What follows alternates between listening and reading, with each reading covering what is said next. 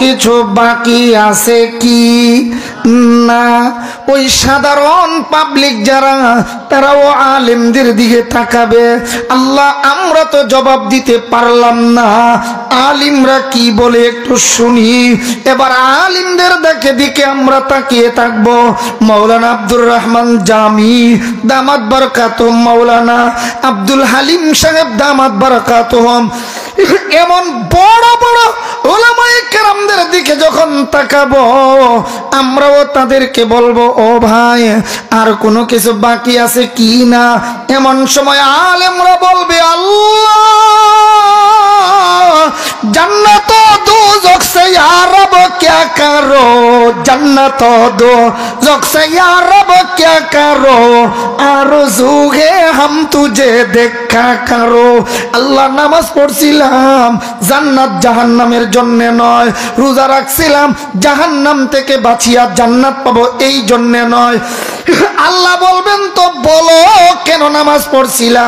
আল্লাহ, জান্নাত জাহান্নামের জন্য নয়, একটা জিনিস বাকি আছে, এটা হলো তোমার দিদার। আল্লাহু আকবার, জোরে কোন। আল্লাহ মানুষদেরকে দেখা দিবেন, দেখো দুনিয়ায় থাকতে যেমন আলিমকে ছাড়া ভালো জিনিস কোনটা জানতে পারো নাই, জান্নাতে যাওয়ার পরেও আসল জিনিস আমার দিদার, এটা পাইতে গেলে আলেমদের প্রয়োজন হবে। আল্লাহু আকবার। জান্নাত দো জখসে ইয়া রব क्या करो, आरज़ू है हम तुझे देखा करो। আল্লাহ, জান্নাত জাহান্নামের প্রয়োজন নাই, তোমার দিদার হইলে সব কিছুই হয়ে যাবে। সুবহানাল্লাহ। যেজন্য আমরা অবশ্যই অবশ্যই আল্লাহর দিদার চাই। বলেন, আল্লাহর দিদার চাই। আবার কোন আল্লাহর দিদার চাই। তো আমার আল্লাহ কালামে পাকে বড় সুন্দর করে বলেছেন, ফামান কানা ইয়ারজু লিকা রাব্বিহি ফালইআমাল আমালান সালিহা ওয়ালা ইউশরিক বিইবাদাতি রাব্বিহি আহাদা। আল্লাহু আকবার। আল্লাহ কই, বান্দা আমার দিদার চাও, ফামান কানা ইয়ারজু লিকা রাব্বিহি, যে আল্লাহর সাক্ষাৎ চায়, ফালইআমাল আমালান সালিহা, সে যেন আমার নবীর তরিকায় নেক কাজ করে।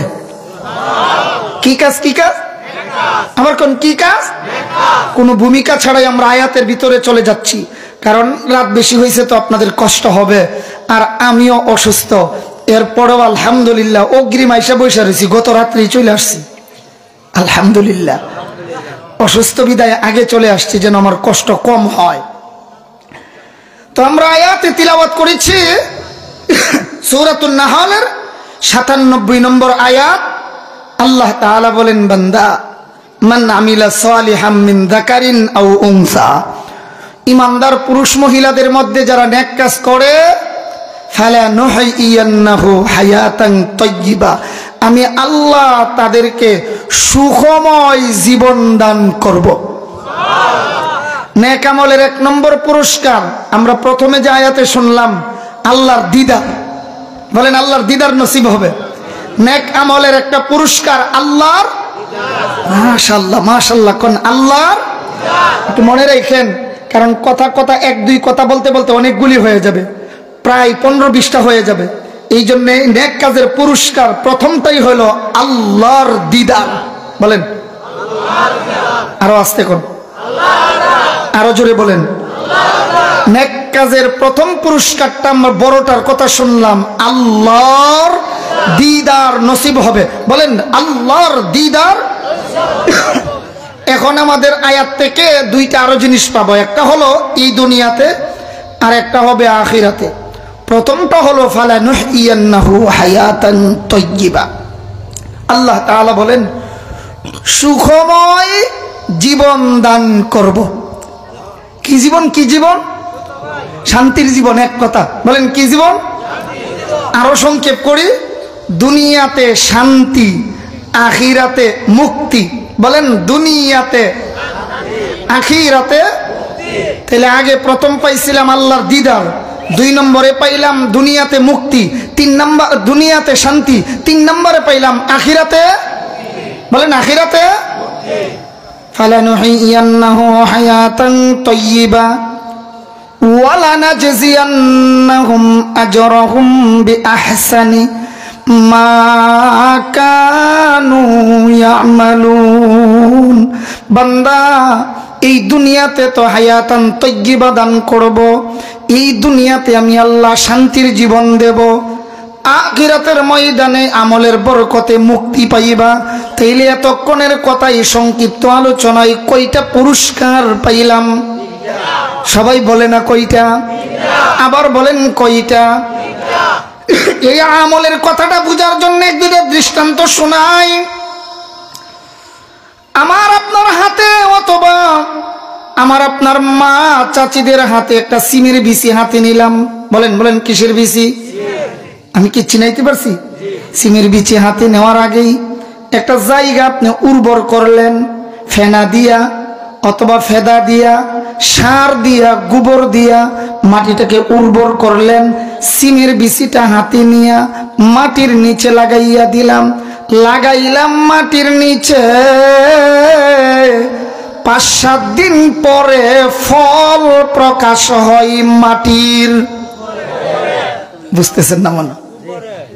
লাগাইছিলাম, ফলটা বের হয়, বলেন লাগাইছিলাম, ফল প্রকাশ হলো। আল্লাহ তাআলা বলেন, বান্দা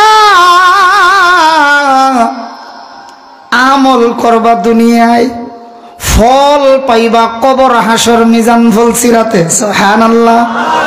মান আমিলা সালিহাম মিন যাকারিন আও উনসা ওয়া হুয়া মুমিনুন ফালানুহইয়ান্নাহু হায়াতান তাইয়্যিবা ওয়া লানাজজিয়ান্নাহুম আজরাহুম বিআহসানি মা কানু ইয়ামালুন।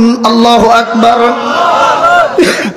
শীতের দিন যারা গাড়ি দিয়ে চলছেন, ঘন কুয়াশার সময় যদি চইলা থাকেন বুঝবেন সহজে। ড্রাইভার সাহেব গাড়ি চালানোর সময় হঠাৎ করে দেখেন সামনের গ্লাসটা অন্ধকার হয়ে গেছে, এমন জায়গা দিয়া চলতেছে গাড়ি দাঁড় করাইয়া নাই মাগিয়া মুছতে গেলে ডাকাত ধরে ফেলবে।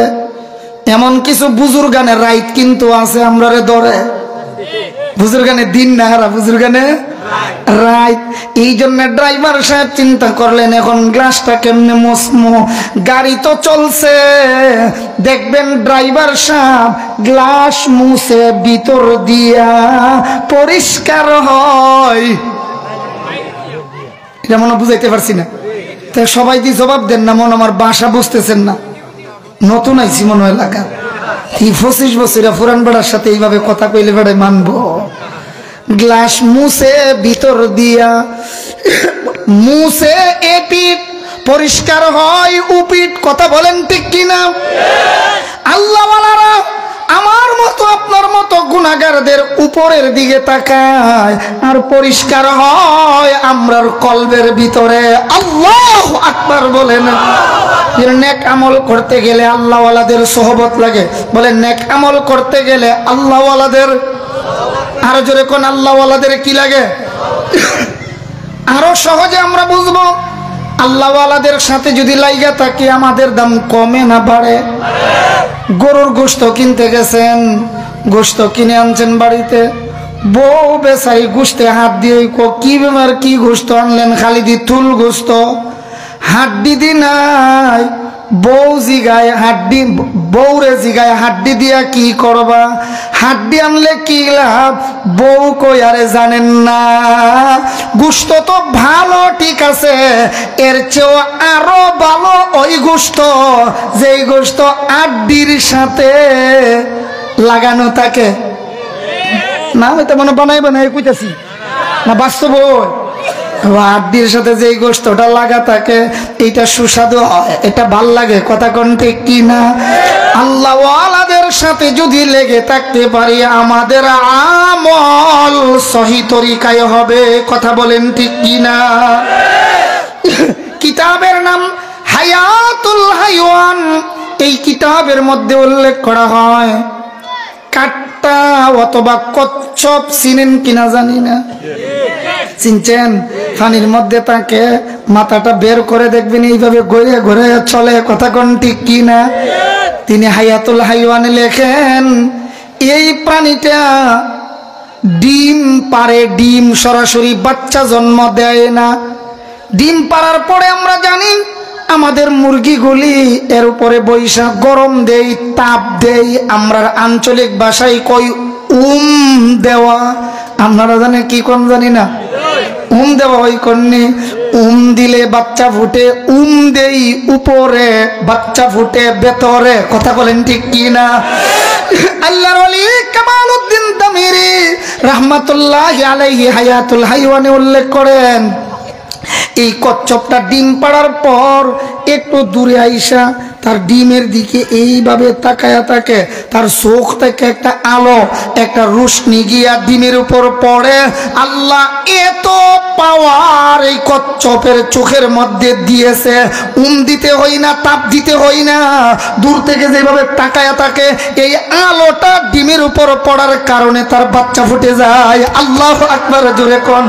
এই জন্যে নেক আমল করতে গেলে আল্লাহ ওয়ালাদের সহবত লাগে, কথা কোন ঠিক কিনা? এজন্য আমরা খেয়াল করে শুনবো কয়টা উপকারের কথা শুনছি এতক্ষণ, কয়টা পুরস্কার। এর মধ্যে একটা হলো আল্লাহর, সবাই কয় না আল্লাহর।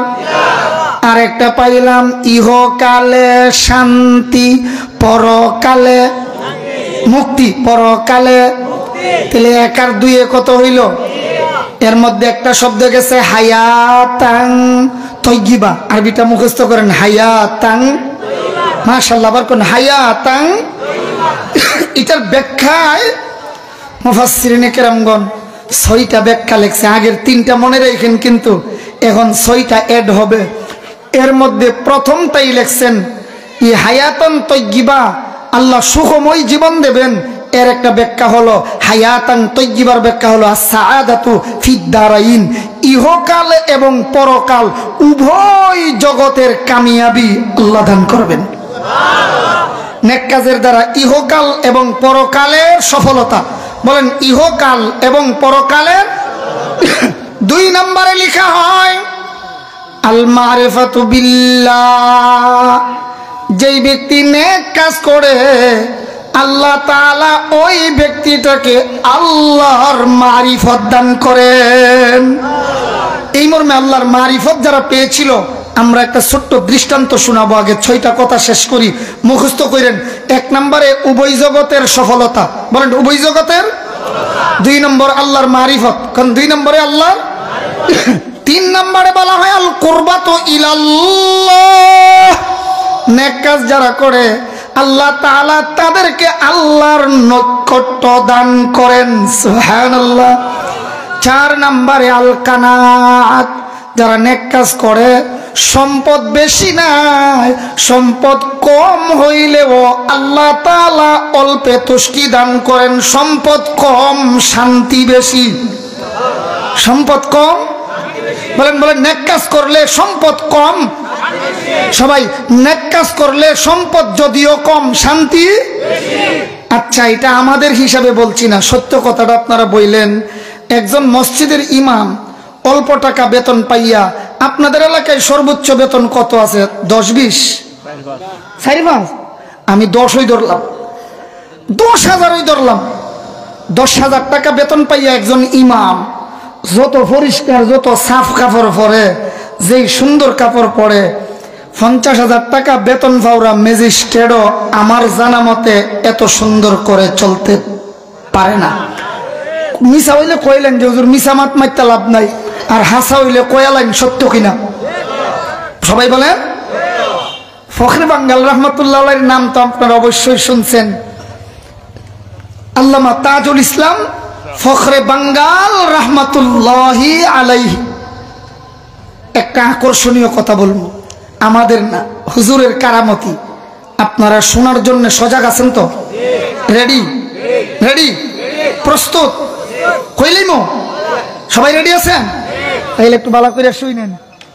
ফখরে বাঙ্গাল রহমতুল্লাহি আলাইহি ব্রাহ্মণবাড়িয়া শহরের একটা বাজার, আনন্দ বাজার। কি বাজার? আনন্দ বাজারে তিনি মাছ কিনতে গেছেন। আমি হুজুরের সামনে আরো একবার শুনাইছি কথাটা, আজকেও তাকরার করছি আবার। মাছ কিনতে গেছেন, হুজুরের আগে আরেকজনে মাছ দরদাম করতেছে, দুইটা বুয়াল। যিনি মাছ কিনবেন ক্রেতা বিক্রেতাকে জিজ্ঞেস করলেন দাম কত? বললেন এক দাম 200 টাকা। যেই কালের কথা, সেই কালে ফখরে বাঙ্গালের বেতন জামিয়া ইউনুসিয়া মাদ্রাসায় মাসে 30 টাকা। কয় টাকা বেতন? আবার কোন কয় টাকা? মাসের দাম। হুজুরের আগে একজনে দাম করতেছেন, এই জন্য হুজুর চুপচাপ দাঁড়িয়ে আছেন, কথা বলেন না, এটা জায়েজও নাই।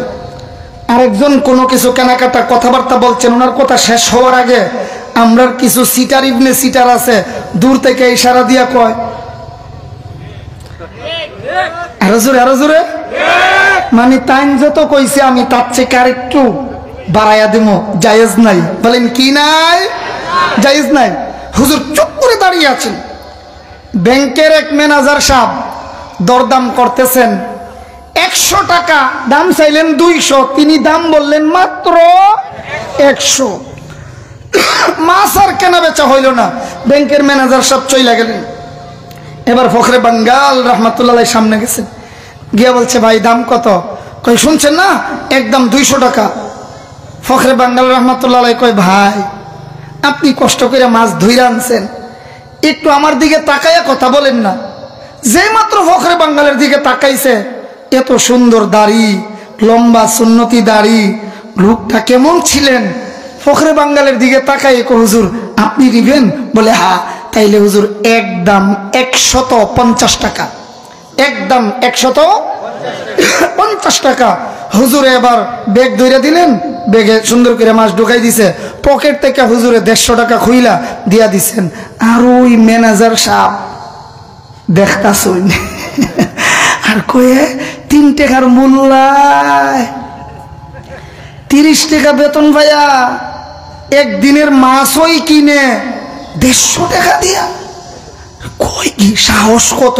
আর আসলে মোল্লা বেড়াইতের যে সাহস, ইরা বাকি অন্যরা অনেক সময় খুব কম এমন সাহস করতে পারে। কথা কোন ঠিক কিনা? ফখরে বাঙ্গাল রহমাতুল্লাহ মাছ যখন কিনলেন, এমনি ম্যানেজার সাহেব হুজুরের কাছে গিয়া বলে, কথা তো লম্বা, আমি সংক্ষেপে বলতেছি। হুজুরের কাছে গিয়া কই হুজুর বেতন পান কত? কই বেতন তো বেশি না, মাত্র 30 টাকা। মাত্র বলেন বলেন মাত্র 30 টাকা বেতন ভাইয়া, এত টাকা দিয়া মাছ কিনলেন। আর আমি ব্যাংকের ম্যানেজার, কত টাকা যে আদান প্রদান করি, বেতনের বাইরেও যে আরো কত কিছু, আমার তো সাহসে কুলাইল না। জিজ্ঞেস করা হলো এটা কিভাবে করলেন আপনি?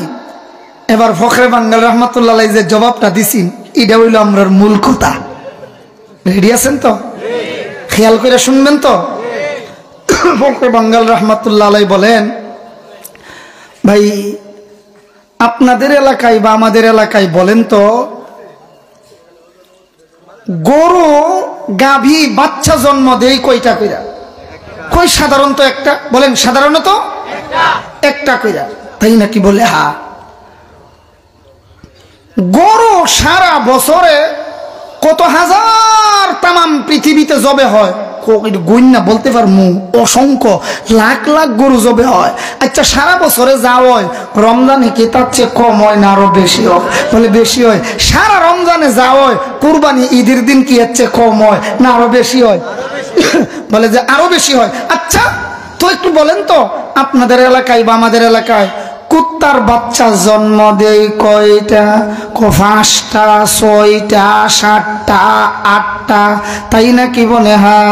তাইলে কুত্তার বাচ্চা কোনো মুসলমান বিবেকবান মানুষে জবে করে খায়নি? বলে না। তাইলে বোঝা গেল গরুর বাচ্চার আমদানি কম, রফতানি বেশি।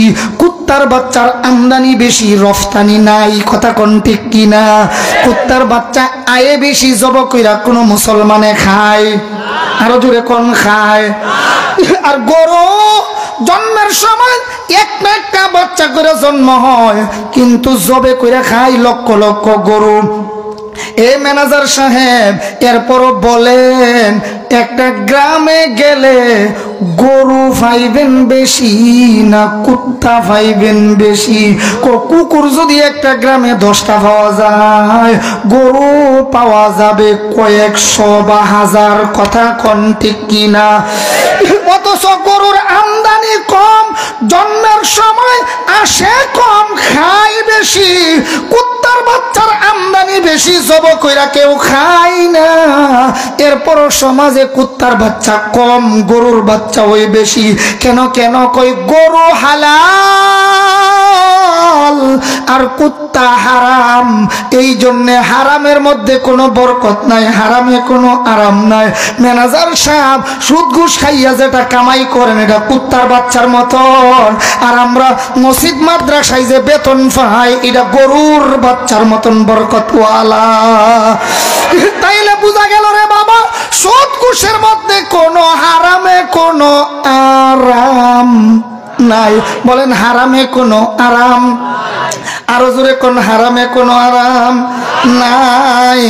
ওই কুকুরের বাচ্চা এটা তো হারাম, এই জন্য সমাজে পাওয়া যায় কম, বেশি আসার পরও কম পাওয়া যায়। আর গরুর বাচ্চা হালাল, আসে কম, জবে হয় আবার বেশি। এরপরও একটা গ্রামে গিয়া বিশ্রাইলে কুত্তার চেয়ে অনেক অনেক গুণ বেশি গরু পাওয়া যাবে। সুবহানাল্লাহ। যেমনি নেক আমলে বরকত হয়। বলেন বলেন নেক আমলে। একটু মনে রাখেন, আমরা প্রথম পাইছিলাম 3টা।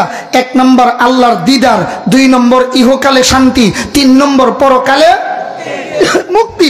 এবার হলো হায়াতুন তাইয়্যিবা, এটার 6টা ব্যাখ্যা। প্রথমটা হলো উভয় জগতের সফলতা। বলেন উভয় জগতের। 2 নম্বর আল মারিফাতু বিল্লাহ, আল্লাহর মারিফত অর্জন হয়। নেক কাজের দ্বারা কার মারিফত অর্জন হয়? এই কথাটার ব্যাপারে মারিফতের জগতের সম্রাট আব্দুল কাদের জিলানী রাহমাতুল্লাহি আলাইহি, তিনি ওনার এক কিতাব গুনিয়াতুত তালিবিন, এই কিতাবে বড় সুন্দর করে উল্লেখ করেছেন।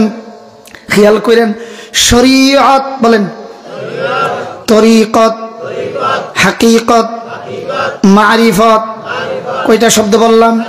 শরীয়ত, তরিকত, হাকিকত, মারিফত। তিনি বর্ণনা করেন শরীয়ত লিখতে গেলে অক্ষর লাগে 5টা। খেয়াল করেন, শিন, র, ইয়া, আইন, তা। কয়টা হইল? তরিকত ত, র, ইয়া, কাফ, তা। কয়টা? হাকিকত হা, কাফ, ইয়া, কাফ, তা। কয়টা? মারিফত মিম, আইন, র, ফা, তা। কয়টা? আব্দুল কাদের জিলানী মারিফতের জগতের সম্রাট যিনি ছিলেন, তিনি বলেন, ও আল্লাহর বান্দা ইমানদারেরা, শুনে রাখো, শরীয়ত, তরিকত, হকিকত, মারিফত, এই 4টা শব্দ লিখতে গেলে 5টা করে অক্ষর লাগে। সুতরাং শরীয়ত, তরিকত, হকিকতের পরে আসল মারিফত যদি পেতে চাও, 5 ওয়াক্তের নামাজ ছাড়া পাইতে পারো না। মারিফত পাইতে গেলে 5 ওয়াক্তের নামাজ লাগবে। বলেন বলেন, মারিফত পাইতে গেলে। তাইলে আলোচনার দ্বারা কি বুঝলাম? মারিফত নামাজ ফইরা নাকি নামাজ সাইরা? আরো জোরে, নামাজ ছাইরা না ফইরা? নামাজ ছাইরা না ধইরা? নামাজ ছাড়া মারিফতের দাবি যারা করে, এরা মারিফতওয়ালা নয়, এরা মরার পথে আছে। কথা কোন ঠিক কিনা? ধ্বংসের পথে আছে। 3 নম্বরে লেখা হয় আল কুরবাতু ইলাল্লাহ, নেক কাজের দ্বারা আল্লাহর নৈকট্য হাসিল হয়। 4 নম্বরে আল কানাআত, আল্লাহর এক ওলি বড় সুন্দর করে তাফসীরের কিতাবে উল্লেখ করেন, নেক কাজ করলে পরে আল্লাহ কানাআত দান করেন, মানে অল্পে তুষ্টি দান করেন। সম্পদ যদিও কম, শান্তি দেন আল্লাহ তাআলা বেশি। আমি একজন রিকশাওয়ালারে জিগাইলাম, ভাই কেমন আছেন? পুরাতন কথা একটু খেয়াল করে শুনেন। কই হুজুর, আল্লাহ অনেক শান্তিতে রাখছেন। তাই নাকি? বলে হ্যাঁ। রিক্সা চালাইয়া শান্তিতে আছেন মানে? কই হুজুর, রিক্সা চালাইলেও প্রতিদিন আমার আয় থাকে। আয় হয়, আয় বুঝেন, তহবিল থাকে আমার, তহবিল থাকে আমার। ভাই কেমনে? কয় হুজুর 1200 টাকা দৈনিক গড় দিলে কামাই করতে পারি। আমার রিক্সার মালিক যিনি, উনি বড় ভালো মানুষ, দেখছে আমি নামাজ পড়ি, সবাই থেকে 500 টাকা নেয়, আমার থেকে নেয় মাত্র 400। 1200 থেকে 400 গেলে থাকে কত? হয় হুজুর 100 টাকা যেখানে চার্জ করি সেখানে দিলাই, আর তাকে কত? 700।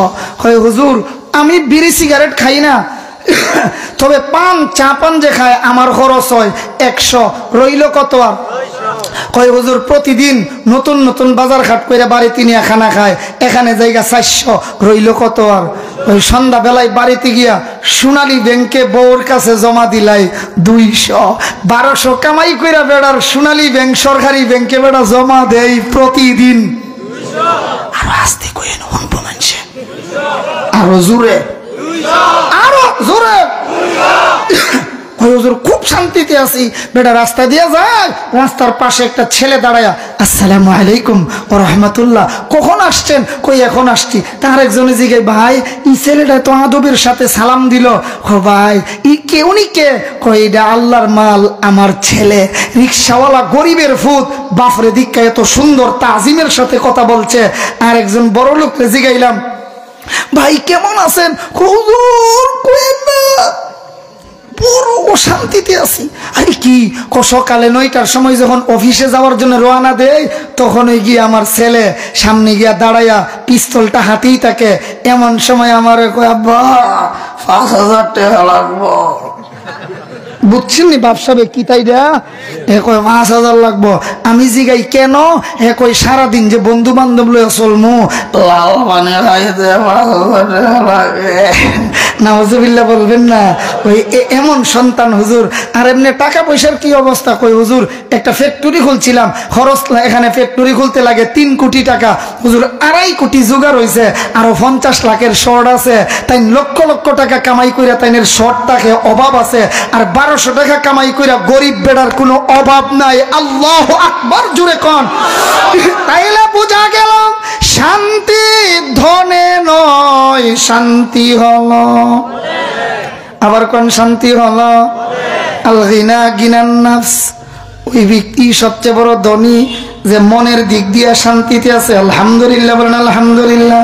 এই জন্যে তাফসীরের কিতাবে হায়াতান তাইয়্যিবার 6 ব্যাখ্যার 4 নম্বর ব্যাখ্যা হলো আল কানাআত, মানে অল্পে তুষ্টি।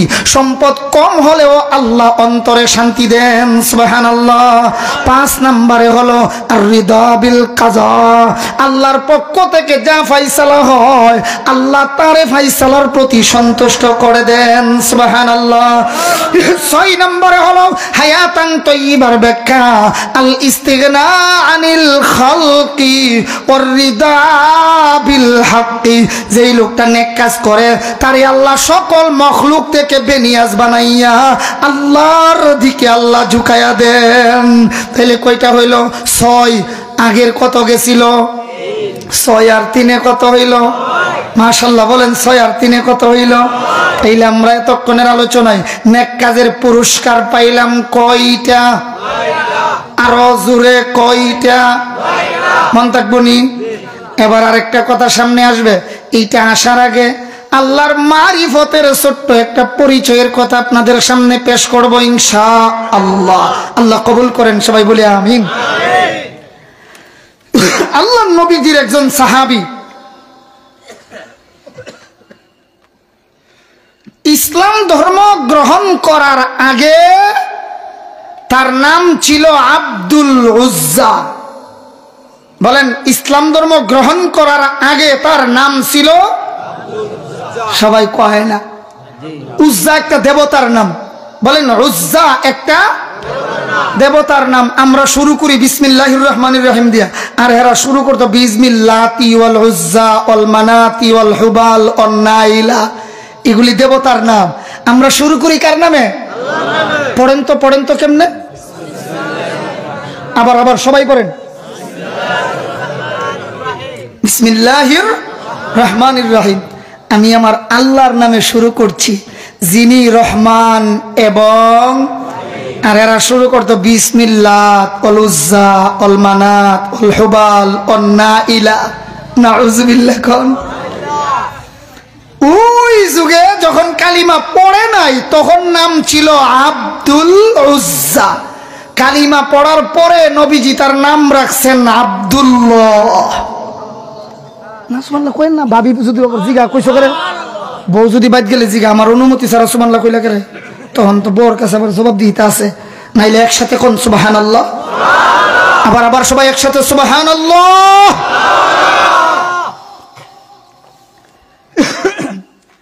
ইসলাম ধর্ম গ্রহণের আগে নাম ছিল, কালিমা পড়ার পরে নবীজি নাম রাখলেন আব্দুল্লাহ। এই আব্দুল্লাহ যখন আব্দুল উজ্জা ছিল, নাম ছিল, সেই সময়ের একটা কথা শোনায়, আল্লাহর মারিফতটা কেমনে পাইছে। ওই যে সোহবতের দ্বারা অনেক কিছু হয়। সঙ্গী সাথীরা অনেকেই বলে, তুমি কি জানো খানায়ে কাবার পাশে আব্দুল্লাহর ছেলে মুহাম্মাদুর রাসূলুল্লাহ সাল্লাল্লাহু আলাইহি ওয়াসাল্লাম। পরিচয়, মারিফতের বাংলা হইল পরিচয়। বলেন মারিফতের বাংলা, আবার কোন মারিফতের বাংলা পরিচয়। আল্লাহর মারিফত পরিচয় কেমনে পায়? সঙ্গী সাথীরা, ছোট ছোট সাথীরা কয়, তুমি কি জানো পৃথিবীর সবচেয়ে বড় একটা স্মার্ট পুরুষ জন্ম হয়েছে। কি পুরুষ? স্মার্ট। বলেন বলেন কি পুরুষ? আবার কোন মাশাআল্লাহ। বিশেষ করে আমরা যুবকরা বলতে হবে কি পুরুষ? স্মার্ট পুরুষ। তুমি কি শুনছো? কই নাম কি তার?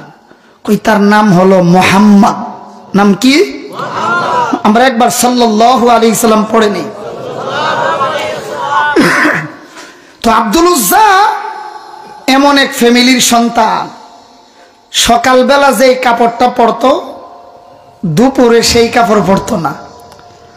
দুপুরে যেইটা পরতো বিকালবেলা বাজারে যাওয়ার সময় সেই কাপড় পরতো না। দৈনিক 3 সেট কাপড় পরতো। বলেন দৈনিক কয় সেট? এমন ফ্যামিলির সন্তান হওয়ার পরেও বাবার ইন্তিকালে ধন সম্পদ অনেকটাই নষ্ট হয়ে গেল। পরবর্তীতে আব্দুল উজ্জার চাচাই জিম্মাদারি নিল আর বলল, বাতিজা আব্দুল উজ্জা টেনশন করিও না, বাপ কি আর চাচা কি বেটা, তোর যা লাগে সব আমি বহন করব। দায়িত্ব কে নিল? মাশাআল্লাহ, সবাই বলেন দায়িত্ব কে নিল? চাচা।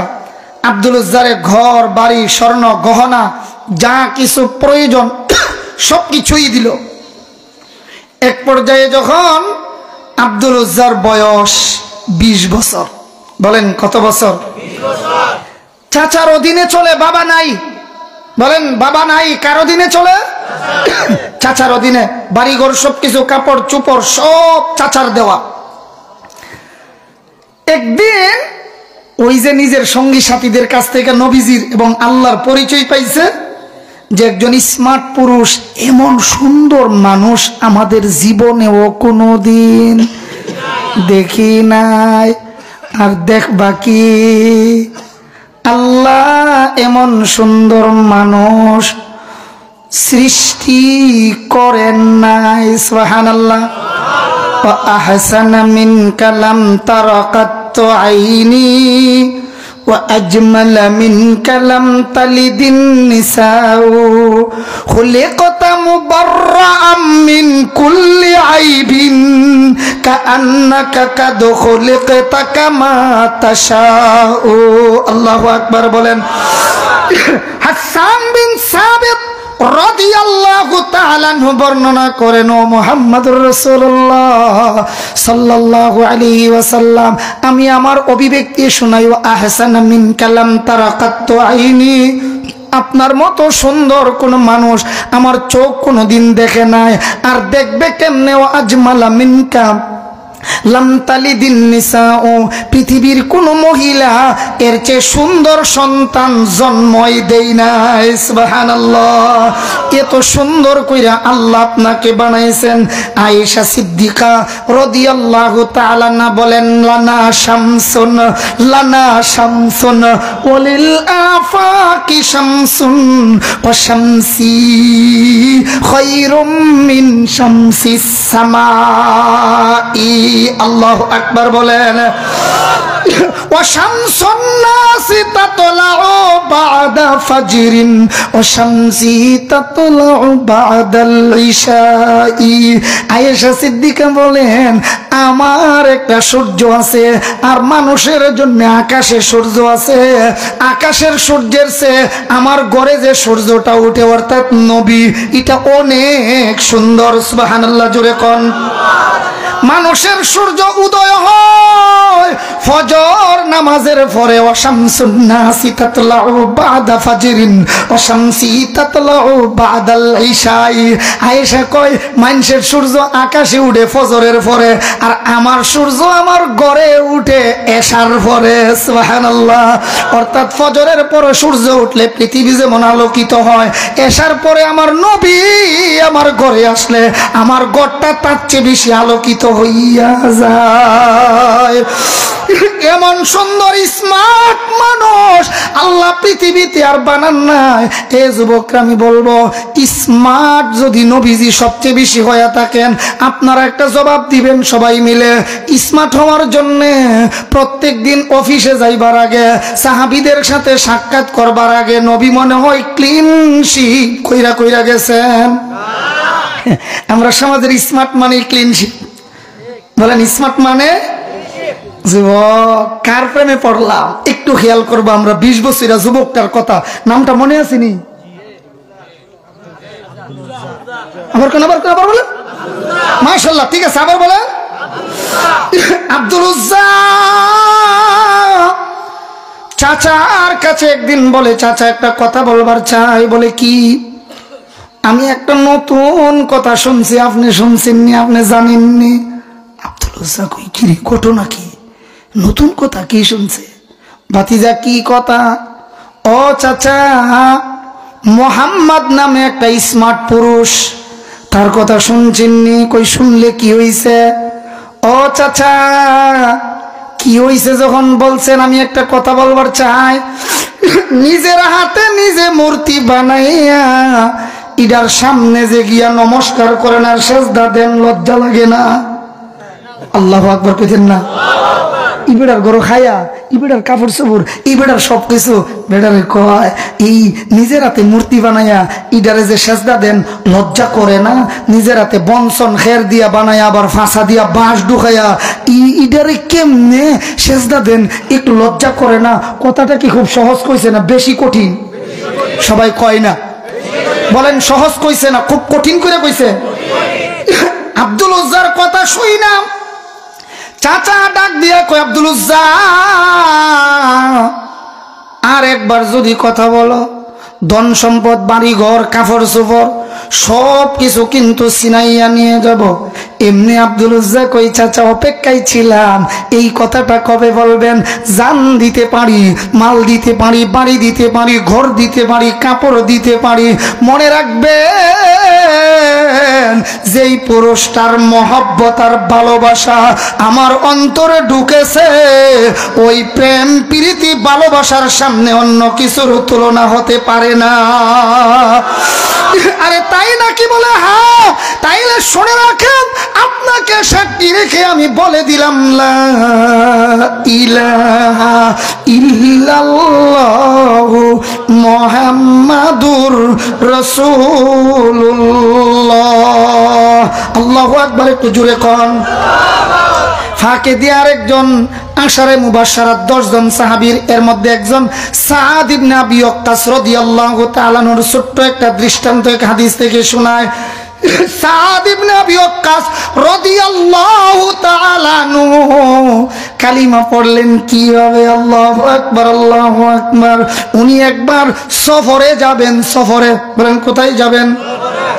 সফরে যাওয়ার সময় ভাবলেন কিরে আমি যে সফরে যাবো, ওইখানে গিয়া সেজদা দিমু কারে? মূর্তি তো আর সাথে নেওয়া সম্ভব হবে না। কেমনে এখন কি করবো? এমনি বাড়িতে গিয়া চিন্তা করলেন নগদ কেমনে মূর্তি বানাইমো। মূর্তি বানাইতে টাইম লাগে না নি? বনসন খের দিয়া বাঁশ দিয়া ফাঁসা দিয়া বাঁশ ঢুকাইয়া ইটারে শুকাইয়া বানাইতে একটু সময় টময় মাতে না দি বলেন লাগিনি? এই জন্য ভাবলাম মূর্তি কেমনে বানাইমো, এখন যে সইলা যাইমো আমি সফর গিয়া কার সামনে নমস্কার করবো, সেজদা দিমো? মুসলমান লন্ডন যাবে, আমেরিকা যাবে, কানাডা যাবে, ফ্রান্স যাবে, যাওয়ার সময় টেনশন করা লাগে না, যেখানে যাইবা সেখানেই আল্লাহর রাজত্ব। কথা বলেন ঠিক কিনা? তাবারাকাল্লাযী বিয়াদিহিল মুলকু ওয়া হুয়া আলা কুল্লি শাইইন কাদির। কাদেরে কুদরতদারি हर चेखाही आकुनी मुर्दारा तो जाने बख्शे जिंदा रहा बेजाकुनी। जुरे कौन अल्लाहु अकबर। साद इब्ने अबी वक्कास রাদিয়াল্লাহু তাআলা কই শেষ পর্যন্ত মূর্তি কেমনে বানাই বড় টেনশনে পড়লাম। আমার গরো গিয়া দেখি ফাকনা খেজুর আছে। ফাকনা কি আছে? বুঝে না? কয় ফাকনা খেজুর দিয়া ওই একটা মূর্তি বানাই দিলাম, কারণ খেজুরের গায়ে দেখবেন আইকা বা আটা জাতীয় জিনিস আছে, আসেনি? এই জন্য শেষ পর্যন্ত আল্লাহ নবীজির কাছে ইতিহাস বয়ান করেন, কই হুজুর আমি একবার সফরে যাওয়ার সময় আমার একটা কথা হুজুর আমার মনে পড়লে মনে চাই ঘরের দরজা বন্ধ কইরা একা একা হাসতাম, মনে চাই। নবী কই অত সুন্দর হাসির গল্প কি আমার একটু শুনাইবানি? আল্লাহ নবী মুস্কি হাসি দিয়া কয় সাদ একটু শোনাও না। এরপরে শোনাইছে যেটা এটা আমি সংক্ষেপে আপনাদেরকে বলতেছি। সাদ ইবনে আবি ওয়াক্কাস নবীজির সামনে কই ইয়া রাসূলুল্লাহ আমি সফরে যাওয়ার সময় মূর্তি বানায়া নিলাম, মূর্তি বানায়া যে লিয়া গেছি হুজুর, সফরের মধ্যে তো আল্লাহর পক্ষ থেকে অনেক কিছু আসান করে দেওয়া আছে, যেমন 4 রাকাত ওয়ালা ফরজ নামাজ, সবাই বলেন না 2 রাকাত, এখানে সহজ ব্যবস্থা আছে। তো হুজুর টাকা টুকা জানিছিলাম খানি উনি সব ফেড়ে যেটা লাগছে সহ্য আর হয় না। এরপরে শেষ পর্যন্ত ভাবলাম কি যে করতাম, টাকা টোকা কিচ্ছু নাই। আমি চিন্তা করে দেখলাম, আমি দেখছি মুসলমান বিপদে পড়লে মসজিদও ঢুকিয়া আল্লাহর কাছে চায়, আল্লাহ ব্যবস্থা করে দেয়। তে আমি তো এই মূর্তিরে খোদা মানি, আল্লাহ মানি, আমার বস মানি। তে শেষ পর্যন্ত হুজুর মূর্তিটার খান্দাতাইয়া উবাইয়া মূর্তিরে কইলাম, মূর্তি কোনটা বুঝছেন নি? কি দিয়া জানে বানাই নিছেন? খেজুর দিয়া। ইটার খান্দাত দিয়া কইলাম রে মূর্তি মুসলমানরা দেখছি হেরার আল্লাহর কাছে চাইলে আল্লাহ তাআলা তার অভাব দূর কইরা দেন। তা আমি তো তোরে রব মানি, তোরে সব মানি, সুতরাং আমার পেটে খিদা লাগছে, একটু অল্প কিছু খাবারের ব্যবস্থা কইরা দাও। কই হুজুর যতই মূর্তিরে কথা কয় মূর্তি মাতেও না মুতেও না, কিচ্ছু কইতই না। এরপরে কাছাকাছি গেলাম, গিয়া কইলাম মূর্তি তোর কানে কোনো সমস্যা আছে? আমি কি বলতেছি শুনোস না? আমার ফেডে বড় খিদা। ও তুমি কথা কইতা না? তে না কইলে আর বাজারও যাইতাম না, কারণ খাওন তো তোর বডির মধ্যে ওই যখন বডির মধ্যে ওই আছে। এই জন্য এই কথা কইয়া এত ধরে লেছি মূর্তির, এত দরবার ফরেও দেখি না মূর্তি মাতেও না মুতেও না, লড়েও না সরেও না। শেষ পর্যন্ত হুজুর মূর্তি একটা হাত বানাইছিলাম 13টা হাতই বাঙ্গা খাইলাম। শেষ পর্যন্ত দেখি 13টা হাত বাঙ্গা খাইয়াও আমার ফেডে খালি কুলহু আল্লাহ পরে। শেষ পর্যন্ত মাথাটা পুরাটা বাঙ্গা হুজুর আমার ফেডের ভিতরে ঢুকাইলাম, তাও দেখি আমার ফেড ফুসাই না। শেষ পর্যন্ত হুজুর নাক খাইলাম, কান খাইলাম, মুখ খাইলাম, পেট খাইলাম, পুরাটা মূর্তি খাইলাম। আমার বুঝে আসছে যেই মূর্তি নিজে আমার হাত থেকে বাঁচাইতে পারলো না, এইটা কোনোদিনও রব হতে পারে না। কথা বলেন ঠিক কিনা?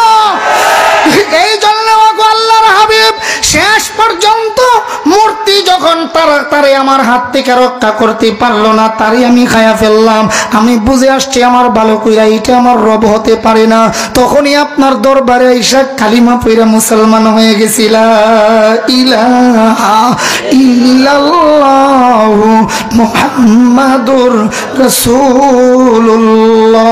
আল্লাহু আকবার। জোরে কোন। আব্দুল উজ্জার নাম না মনে আসেনি? আব্দুল উজ্জা কালিমা পড়ে ফেলছে। কালিমা পড়ার পর এবার বলতেছে তোমার সব নিয়ে যাব, নিয়ে যাও, সব নিয়ে যান চাচা, আমার জান যেতে পারে, মাল যেতে পারে, ইজ্জত যেতে পারে, কিন্তু ঈমান বিক্রি করতে পারবো না। শেষ পর্যন্ত মাল সম্পদ সব রেখে দিল। এবার দৌড় দেই মদিনাতে আল্লাহ নবীজির কাছে যাবেন। যাওয়ার সময় এমনি কাপড়ে টান মাইরা ধরে এই তোর গায়ের কাপড় এইগুলি তোর আব্বার কিনা নয়, এইগুলি তো আমার কিনা, কাপড় সহ দিয়ে যা। সব কাপড় খুলে দেওয়ার পর আব্দুল উজ্জার গায়ে মাত্র লুঙ্গিটা বাকি আছে। এমনি বলে বাতিজা লুঙ্গিও তো আমার কিনে দেওয়া, সুতরাং লুঙ্গি সহ দিয়ে যা। আল্লাহর নবী গো, আমার চাচা টান মাইরা আমার লুঙ্গিটা সহ কুইলা রাইখা দিছে। এরপরে আমার আম্মার কাছে আমি দৌড় দিয়া গেলাম। আল্লাহু আকবার বলেন। আম্মার কাছে যাওয়ার পর আমার মা আমারে জিজ্ঞেস করে বেটা তোর এই অবস্থা কেন?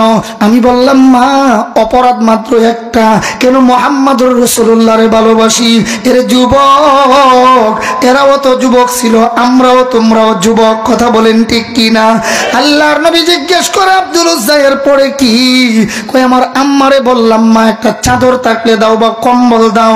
আমার মা আমার একটা চাদর দিলেন, চাদরটারে টান মাইরা দ্বিখণ্ডিত কইরা সিরা নিচে কোনো মতে লজ্জাস্থান ডাকলাম আর উপরে কিছু গায়ে দিলাম। এমত অবস্থায় মায়ের নিকট থেকে বিদায় নিয়া আমি আল্লাহর নবীর দরবারে মদিনা মুনাব্বারায় চলে গেলাম। নবীজির অপেক্ষায় দাঁড়ানো, কথা অনেক লম্বা। সর্বশেষ পর্যন্ত আল্লাহ নবীজি ঘরের দরজা খুলে যখন বের হলেন, নবীজির সাথে আমার সাক্ষাৎ। নবী দেখতে পায় আমি ভালো করে সোজা হয়ে দাঁড়াইতে পারি না, কারণ নিচের কাপড়টা এত বড় না, সোজা হইলে লজ্জাস্থান বের হয়ে যা, এই জন্য কোনো মতে এমনি দইরা দাঁড়াই রইছি। আল্লাহ নবী বের হইয়া জিজ্ঞেস করেন কে তুমি? যুবকটা কে? কে বলতেই যুবকটা চিৎকার করে কান্না শুরু করে দিয়েছে আর বলছি ইয়া রাসূলুল্লাহ আমি আব্দুল উজ্জা। বলেন আমি আব্দুল উজ্জা। হুজুর এই কারণে আমার চাচা আমার সব কিছু রেখে দিয়েছেন। আল্লাহর নবী গো আমি আপনার দরবারে আসছি। আল্লাহর নবী কই ঠিক আছে, আজ থেকে তোমার নাম রাখলাম আমি আব্দুল্লাহ। বলেন কি নাম রাখলেন? আবার বলেন কি নাম রাখলেন? আব্দুল্লাহ। নবীজি আসহাবে সুফা মদিনা শরীফের যে মাদ্রাসা ছিল, প্রথম মাদ্রাসা, এই মদিনা শরীফের আসহাবে সুফার লোকদেরকে বললেন তোমাদের সাথে তারে রাখো, সে কোরআন পড়বে, কোরআন শিখবে, শিখাবে। এমত অবস্থায় তিনি ছিলেন। সাহাবায়ে কেরাম কয়েকদিন পরেই নবীর কাছে বিচার দায়ের করলেন, নালিশ দিলেন, হুজুর আব্দুল উজ্জা যে আব্দুল্লাহ জোরে জোরে কোরআনুল কারীম তিলাওয়াত করে, তার কোরআন তিলাওয়াতে আমরার ইবাদতে বড় কষ্ট হয়। এই জন্য আল্লাহর হাবিব তারে যদি এখান থেকে সরাইয়ে দিতেন ভালো ছিল। আল্লাহর নবীজি বলেন সাবধান, এ কথা আর বলিও না। আব্দুল্লাহকে জোরে জোরে কোরআন তিলাওয়াত করতে দাও, বাধা দিও না, কারণ সে ইসলাম গ্রহণ করতে গিয়া যেই কুরবানি করেছে, যেই ত্যাগ করেছে, তোমরা কেউ এমন ত্যাগ করতে পারো নাই। সুবহানাল্লাহ। শেষ পর্যন্ত তবুকের যুদ্ধে আল্লাহ রাসূল সাল্লাল্লাহু আলাইহি সাল্লাম সাহাবায়ে কেরামদেরকে নিয়ে যাবেন। 30,000 সৈন্য রেডি করলেন। বলেন কত হাজার? 30,000। সবাই বলেন। নবীজির কথা মতে সাহাবায়ে কেরাম যার যার তৌফিক মতে দান খয়রাত করলেন তবুকের যুদ্ধের জন্য। মহিলারা কানের দুল, হাতের বালা, গলার চেন, নেকলেস, হার যা আছে সব আইনা দান করলেন। আমরা লম্বা চড়া ইতিহাস জানি। উসমান গনি রাদিয়াল্লাহু তাআলা আনহু নিজের সম্পদের অর্ধেক দিয়া দিলেন, আর আবু বকর সিদ্দিক রাদিয়াল্লাহু তাআলা আনহু যা ছিল ঘরে সব দিয়া দিলেন। পরিমাণে কম কিন্তু দিলাইছে সব দিয়া দিলেন। এমন সময় ওই আব্দুল উজ্জা তথা আব্দুল্লাহ নামক সাহাবী নবীজির সামনে গিয়ে কাঁদে আর বলেন ইয়া রাসূলুল্লাহ, ইয়া হাবিবাল্লাহ, সম্পদ যাদের আছে তারা সম্পদ দিল, আমি আব্দুল্লাহ, আমার তো কিচ্ছু নাই, আমি কি দেব? তবে আল্লাহর নবী গো, আমার জন্য আপনি একটু দোয়া করেন। আমি আপনার সাথে যুদ্ধের ময়দানে তবুকের যুদ্ধে যাব। ওইখানে যাওয়ার পরে আমি তো মাল দিতে পারলাম না, আমার জানটা আমি দিয়া শহীদ হতে চাই। আপনি আল্লাহর কাছে দোয়া করেন আমার জানটা যেন শাহাদতের খাতায় আল্লাহ কবুল করে নেন। আল্লাহু আকবার বলেন। যুবক, কার পদ্ধতি মহব্বত করো, কার ভালোবাসো, কার মহব্বত ভিতরে ঢুকাইলা? আর আব্দুল্লাহ কার মহব্বত ঢুকাইছিল? আল্লাহর নবীর কাছে দোয়া চায় আর বলে, ও আল্লাহর নবী, আমার জন্য দোয়া করেন, আমি যেন শহীদ হয়ে যায়, আমার জানটা যেন ইসলামের জন্য বিলীন করে দিতে পারি। আল্লাহর নবী এবার দোয়া করেন, আল্লাহ আমার এই আব্দুল্লাহকে তুমি কবুল করো, আর আব্দুল্লাহর রক্ত আমি কাফিরদের উপরে হারাম করে দিলাম। আল্লাহু আকবার। এবার আব্দুল উজ্জা তথা আব্দুল্লাহ কাঁদতে শুরু করলেন আর বলেন, ও আল্লাহর হাবিব, আমি কইলাম কি আর আপনি করলেন কি? আমি বললাম শহীদ হতে চাই, আর আপনি দোয়া করছেন আব্দুল্লাহর রক্ত আমি কাফেরদের উপরে, মানে শহীদ যেমন না হয়, শহীদ যেমন না হয়। আপনি কি দোয়া করলেন? আমি চাইলাম কি আর আপনি করলেনটা কি? আল্লাহর নবীর সামনে কান্দে আর কয়, ইয়া রাসূলুল্লাহ, আমি শহীদ হতে চাই দিনের জন্য, মাল নাই তো আমি জান দিলাইমো। আল্লাহর নবী কয়, আব্দুল্লাহ, এমনই যদি তোমার মতো 20 বছরের যুবকের মনে তামান্না হয়, আকাঙ্ক্ষা হয়, তুমি যদি তোমার ঘরে মারা যাও, তুমি যদি তোমার ঘরে জ্বর আসার পরেও মারা যাও, ঘরে জ্বরে, হাদিসে 2টা শব্দ আছে, কোন ঘরে জ্বর, বুঝেন তো? তুমি যদি তোমার ঘরে জ্বরের কারণে মারা যাও, তোমার অন্তরে যদি শাহাদতের তামান্না এতই থাকে, ঘরে ফইরা মরলেও তোমার নাম আমার আল্লাহ শহীদদের খাতায় উঠাইয়া দেবেন। লম্বা চড়া হাদিসের সার সংক্ষেপ আর শেষ কথা হলো, তবুকের যুদ্ধে গেলেন। এবার কয়েকদিন পরে আল্লাহ নবী জানতে পারলেন আব্দুল উজ্জার ইন্তেকাল হয়ে গেছে, জ্বর আসছিল, ইন্তেকাল হয়ে গেছে।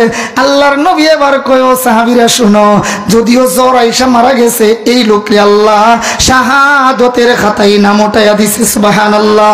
আমি তার জানাজা পড়াবো। আল্লাহর নবী জানাজা পড়ালেন। জানাজা পড়ানোর পর রাত অন্ধকার, গভীর রজনীতে কবরে নিয়ে যাওয়া হয়। অন্ধকার রাত্রে কবরের পাশে বাতি নিয়ে যিনি দাঁড়ানো ছিলেন, হযরতে বেলালে হাবশী রাদিয়াল্লাহু তাআলা আনহু। এমন সময় আল্লাহর নবী কয়, ও সাহাবীরা, তোমরা ভাইয়ের লাশ আদবের সাথে কবরে রাখো। সাহাবায়ে কেরাম বলেন, হঠাৎ করে তাকায়া দেখি কবরের ভিতরে আল্লাহর নবী দাঁড়ানো। আল্লাহু আকবার জোরে কোন। নবীজি হাত 2টা বাড়াই দিয়ে কয়, আমার হাতে দাও। আস্তে করে সাহাবায়ে কেরাম আইনা ইয়া আব্দুল উজ্জা তথা আব্দুল্লাহর লাশটা আমার নবীজির হাতে দিলেন। নবীজি এইভাবে ধইরা আকাশের দিকে তাকায়া বলেন, আল্লাহ, আমার আব্দুল্লাহর প্রতি আজ সন্ধ্যা পর্যন্ত আমি সন্তুষ্ট ছিলাম, তুমিও আব্দুল্লাহর প্রতি সন্তুষ্ট হয়ে যাও। হযরতে আব্দুল্লাহ ইবনে মাসউদ এই হাদিস বর্ণনা করেন। তখন তিনি বলেন, আমি চিৎকার করে বললাম, ও সাহাবীরা শুনো, এই লাশটা যদি আব্দুল উজ্জার লাশ না হইয়া আমি আব্দুল্লাহ ইবনে মাসউদের লাশ হইতো, তাইলে কতই না ভালো ছিল। কারণ আল্লাহর নবী যার জান্নাতের সার্টিফিকেট দিয়েছেন। সুবহানাল্লাহ। আল্লাহু আকবার জোরে কোন আল্লাহু আকবার। তো তারা তো নিজের মাল ছিল, মাল দিয়েছে, যার মাল নাই তিনি জান দিতে চাইছেন। আলহামদুলিল্লাহ, আপনারাও মসজিদের জন্য অনেক কিছু দিয়েছেন, জোরে কোন আলহামদুলিল্লাহ, আরো জোরে কোন আলহামদুলিল্লাহ। আমি এই জন্য আপনাদেরকে অনুরোধ করব, আমার আগের হুজুরের কাছে দিছেন, তবে আমার মনটা বলছে না কেন জানেন,